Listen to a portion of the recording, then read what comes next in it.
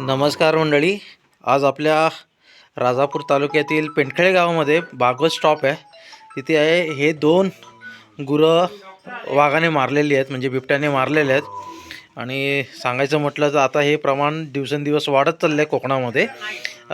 एक दोन आणि तिसरं एक आहे तिकडे, ते बघा. आणि पंचनामासाठी आता डॉक्टर पण आलेले आहेत. तर ते तिसरं जे वासरू आहे ना, ज्या मानेला दोन दात लागलेले आहेत, आता डॉक्टर आले, ते आता पंचनामा करतील. त्याचबरोबर तो जो वासरू आहे ना, त्याला आता इंजेक्शन वगैरे देतील, कारण की रेबीजचं वगैरे किंवा अँटीबायोटिक काहीतरी देतील ते आता.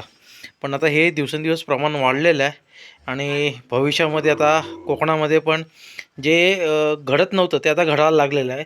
वाड्यामध्ये पण आता सेफ नाही आहेत गुरं. आणि आता म्हटलं तर आता या गुरांना आता कुठेतरी स्थलांतर नक्कीच करावं लागणार आहे, कारण की इथून कसा आला काय माहीत नाही. एखाद्या वेळी म्हटलं वरतून आला असणार तो, या इथून किंवा इथून आला असणार.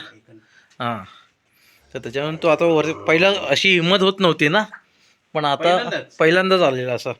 हे दोन वासरं मारलेली आहेत.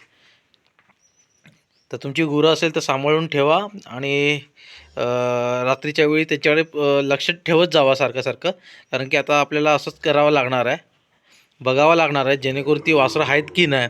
कारण की प्रमाण एवढं वाढलेलं आहे बिबट्यांचं, की पूर्ण महाराष्ट्र हलवून ठेवलेलं आहे या बिबट्याने.